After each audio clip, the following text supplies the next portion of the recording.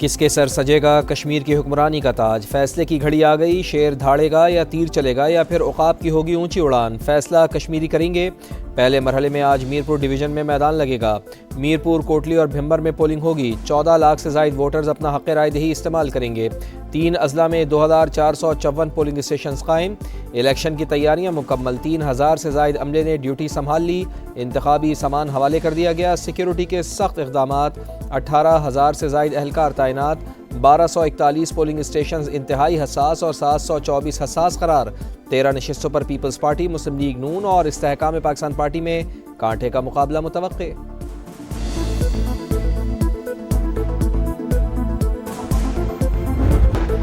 دو presiding افسران کی جانب سے پولنگ اسٹیشن کے بجائے نجی رہائش گاہ جانے پر الیکشن کمیشن کا نوٹس، دونوں کو معطل کر کے گرفتار کر لیا گیا۔ انتخابی قوانین کے تحت کارروائی جاری۔ ریٹرننگ آفیسر نے پولنگ بیگز تحویل میں لے لیے۔ نئے پریزائڈنگ افسران تعینات۔ ووٹ دینا قومی، آئینی اور اسلامی فریضہ، ہر شہری اپنا حق رائے دہی ضرور استعمال کرے۔ چیف الیکشن کمشنر کی عوام سے الیکشن میں بھرپور شرکت کی اپیل۔ ووٹنگ کے عمل میں رکاوٹ ڈالنے والوں کے خلاف قانونی کارروائی کا انتباہ۔ چیف سیکرٹری خوشحال خان بولے، سوشل میڈیا پر انتخابات سے متعلق گمراہ کن پروپیگنڈا کرنے والوں پر کڑی نظر ہے۔ عوام انتشاری ٹولے کو مسترد کر کے جمہوری عمل پر اعتماد کا اظہار کریں۔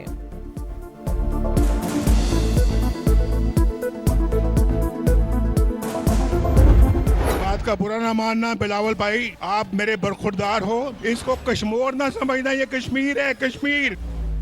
میاں صاحب برا نہ مانے، کشمور ہو یا کشمیر، کوئی اپنے حق حاکمیت یا حق ملکیت پر کسی کو سیاسی ڈاکہ نہیں ڈالنے دے گا۔ میرپور ہو یا میرپور خاص، ان کے عوام اپنے حقوق کا سودا کرنے کے لیے تیار نہیں۔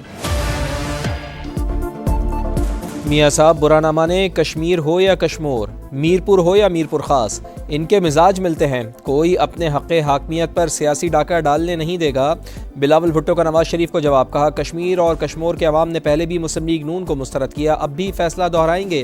اپنے مستقبل کا اختیار کسی دوسرے شہر کو دیں گے، نہ ہی کسی صوبے کو۔ چیئرمین پی پی کا پھر آزاد کشمیر بحران کے پرامن حل کے لیے ٹروتھ اینڈ ریکنسیلیشن کمیشن بنانے کا مطالبہ۔ آج جو آپ سے وعدے کرنے آ رہے ہیں، ہم محرومیوں کو دور کریں گے۔ ان سے صرف یہ پوچھیں کہ یہ 30، 40، 50 سالوں میں محرومیاں پیدا کس نے کی ہیں؟ آپ ہی کے کام نہ کرنے کی وجہ سے تو یہ محرومیاں پیدا ہوئیں۔ پھر آج آپ کس منہ سے آ کے دوبارہ کہتے ہیں کہ ہمیں ووٹ دو؟ کیا آپ نے جھوٹے وعدے کرنے والوں پہ دوبارہ بھروسہ کرنا ہے؟ فیصلہ آپ نے کرنا ہے۔ کشمیر میں آج بھی وہی جماعتیں وعدے کر رہی ہیں جو 30 سال پہلے کرتی تھیں۔ یہ جماعتیں ووٹ لیتی رہیں لیکن علاقے کی ترقی کے لیے کچھ نہیں کیا۔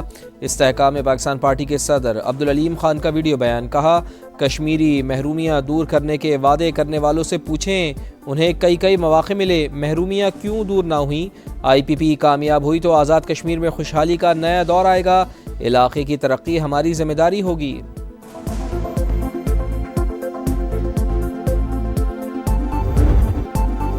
پاکستان ایک بار پھر جنگ رکوانے میں کامیاب، قطر بھی اسلام آباد کی ثالثی میں ہم نوا، ایران اور امریکہ حملے روکنے پر متفق، بات چیت کا نیا دور، جنیوا، دوحہ یا اسلام آباد میں ہونے کا امکان۔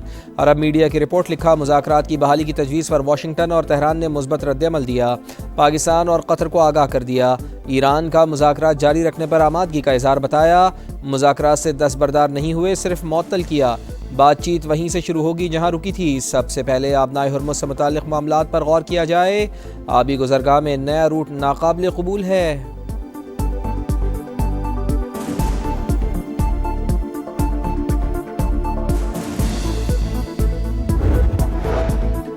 امریکہ سے بالواسطہ پیغامات کا تبادلہ جاری، پاکستان اور قطر ثالثی کا کردار ادا کر رہے ہیں، تہران کی تصدیق۔ ترجمان ایرانی وزارت خارجہ کہتے ہیں مذاکرات کے دوران ایران کی سفارتکاری 3 بار سبوتاژ ہوئی، امریکہ نے 30 روز کی مدت ختم ہونے سے پہلے حملے کیے، معاہدے کے تحت منجمد ایرانی اثاثے بھی جاری نہیں کیے گئے۔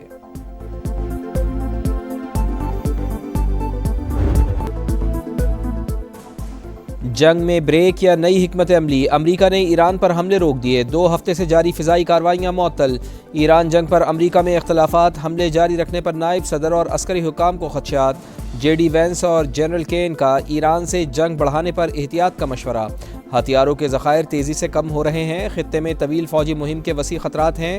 جنرل کین نے خبردار کر دیا، صدر ڈونلڈ ٹرمپ کے مطالبات پورے نہ ہونے پر بڑی جنگ کی دھمکی، کہا اہداف پر سمجھوتا نہیں کیا جائے گا، 100% مقاصد حاصل نہ ہوئے تو حملے دوبارہ ہوں گے۔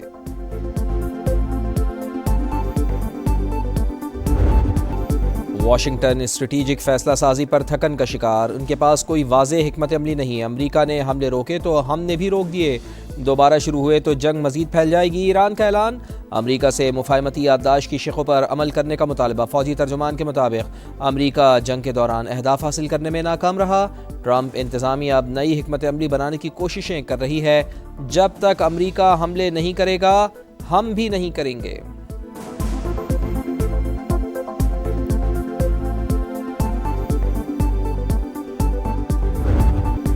حملے روکنے کے باوجود آبنائے ہرمز میں کشیدگی برقرار، آئل ٹینکر پر پروجیکٹائل سے حملہ، برطانوی میری ٹائم کے مطابق جہاز اور عملہ محفوظ رہا، ایرانی میڈیا کی تردید، کہا مقررہ راستے سے ہٹنے کی وجہ سے آئل ٹینکر بارودی سرنگ سے ٹکرا کر حادثے کا شکار ہوا۔ پاسداران انقلاب کی 24 گھنٹوں میں 6 جہازوں کو وارننگ کی تصدیق، روکنے کے لیے فائرنگ بھی کی۔ ایرانی پارلیمنٹ کا آبنائے ہرمز سے متعلق نئے قانون پر غور، ٹرانزٹ فیس کا طریقہ کار طے کیا جائے گا۔ امریکہ کی جانب سے تہران کی ناکہ بندی جاری، 12 تجارتی جہازوں کا رخ موڑ دیا۔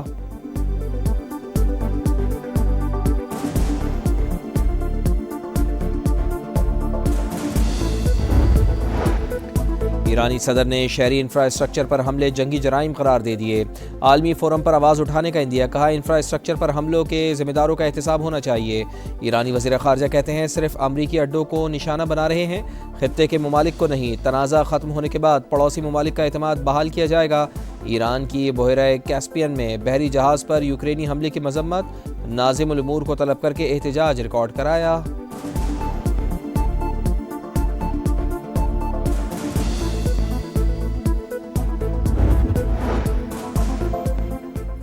نائب وزیر اعظم اسحاق ڈار سے IAEA کے ڈائریکٹر جنرل رافیل گروسی کا رابطہ، تازہ ترین علاقائی پیش رفت اور باہمی دلچسپی کے امور پر تبادلہ خیال، امن و استحکام کے لیے سفارتکاری اور مذاکرات کی ضرورت پر زور۔ رافیل ماریانو گروسی نے UN سیکرٹری جنرل کے عہدے کے لیے اپنی نامزدگی کے متعلق بھی بتایا۔ بھارتی خفیہ ایجنسی را کا پاکستان مخالف گمراہ کن پروپیگنڈا بے نقاب، ڈیجیٹل سروسز فراہم کرنے والا ایک شخص گرفتار، زیادہ تر مواد جوائنٹ ایکشن کمیٹی سے متعلق تھا۔ بھارتی آپریٹر کے ساتھ واٹس ایپ چیٹ بھی سامنے آ گئی، بھاری رقم دینے کے ناقابل تردید شواہد بھی مل گئے۔ وزیر اطلاعات عطا اللہ تارڑ کہتے ہیں ایکشن کمیٹی والے کشمیر کوز سے مخلص ہیں تو پھر الیکشن کیوں نہیں لڑتے؟ ان کے تانے بانے بھارت سے ملتے ہیں، پاکستان کو ملی کامیابیاں دشمن کو ہضم نہیں ہو رہی۔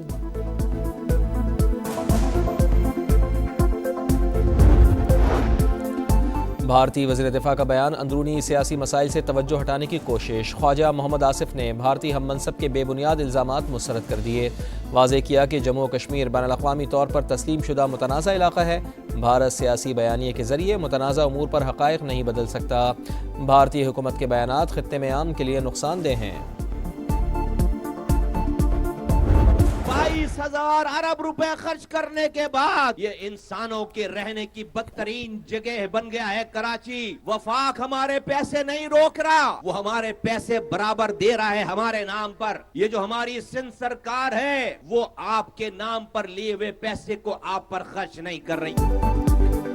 وفاق ہمارے پیسے نہیں روک رہا مگر سندھ حکومت عوام پر خرچ نہیں کر رہی، نعروں سے حقوق نہیں ملیں گے، نظام کو اکھاڑ پھینکنا ہوگا، سید مصطفیٰ کمال کی للکار، کہا ایک وزیر اعظم اور 4 وزرائے اعلیٰ والا نظام ناکام ہو گیا، یہ اب مزید نہیں چلے گا، آئینی ترمیم صرف پیپلز پارٹی نہیں مان رہی، حکومت گرانے کی دھمکی دیتی ہے، ہمیں 28ویں آئینی ترمیم چاہیے، وزارت چھین لو لیکن لوگوں کو اختیارات اور وسائل دو۔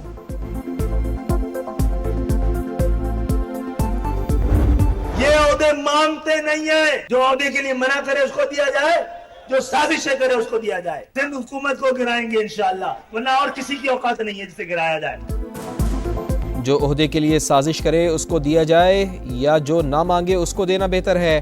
خالد مقبول صدیقی کا عہدوں کے خواہش مندوں پر طنز، کہا MQM نوازنے والی جماعت ہے، مانگ کے لینے والی نہیں، کسی کی اتنی اوقات نہیں کہ اسے گرایا جائے۔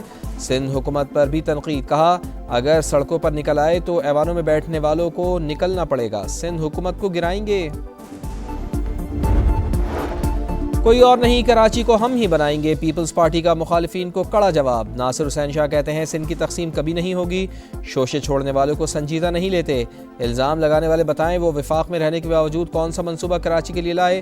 مگرمچھ کے آنسو بہانے والے پی ایس ڈی پی دیکھیں کراچی کے لیے کتنا حصہ رکھا۔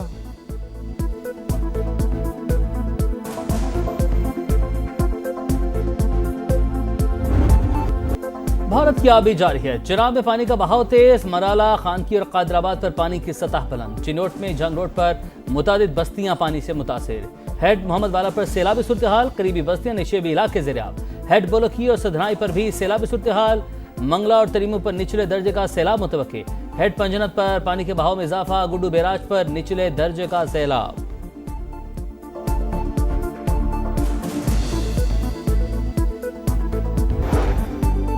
کوئٹہ میں پٹیل روڈ پر دستی بم حملہ، 4 افراد زخمی۔ واقعے کی سی سی ٹی وی فوٹیج سامنے آ گئی۔ فوٹیج میں حملہ آور کو دستی بم پھینکتے ہوئے دیکھا جا سکتا ہے۔ دھماکے سے قریبی عمارت اور گاڑیوں کو بھی نقصان پہنچا۔ نشان حیدر کا پہلا اعزاز حاصل کرنے والے کیپٹن سرور شہید کا یوم شہادت۔ 1948 میں دشمن نے جاریت کی، دشمن کی گولیوں کے بے شمار زخم بھی کیپٹن سرور کی پیش قدمی نہ روک پائے۔ خاردار تارے کاٹ کر آگے بڑھتے چلے گئے، دشمن کی گولی سینے پر لگنے سے شہید ہوئے۔ بے مثال شجاعت اور لازوال قربانی کے اعتراف میں نشان حیدر پایا۔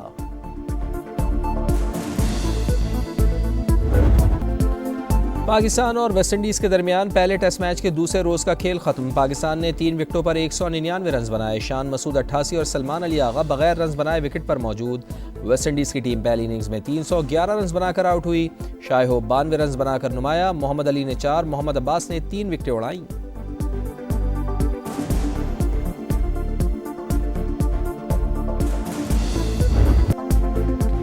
4 میچز 4 فتوحات، پاکستان کا وکٹری مارچ۔ سینٹرل ایشین والی بال چیمپئن شپ میں قومی ٹیم کی ازبکستان کو 3-0 سے شکست۔ پاکستان اپنا آخری پول میچ آج قازقستان کے خلاف کھیلے گا۔